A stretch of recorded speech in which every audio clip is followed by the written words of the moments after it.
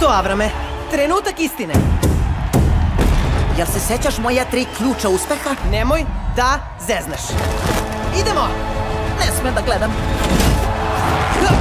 Ali ne mogu da ne gledam. Kada sam našao tebe tražeći mrkog hrčka sa tvojim stricem Laletom, to je bilo nešto najbolje. Izvoli. Što mi se ikad desilo.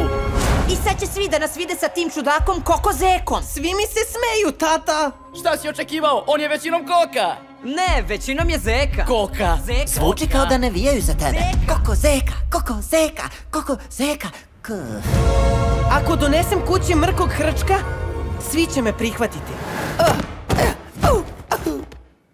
Dobro sam.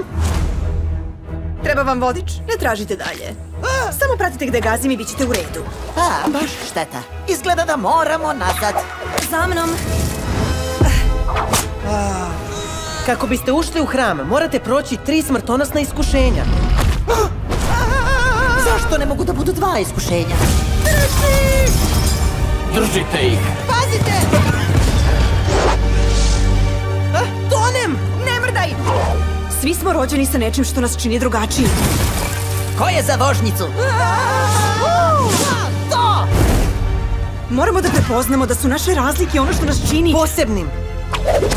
Hajmo! Oma daj. Nisi mogla da poneseš malo veći bič, a Minja?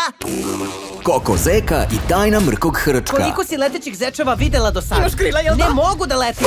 Možeš da letiš! Vidiš? Ne mogu da letim. Uskoro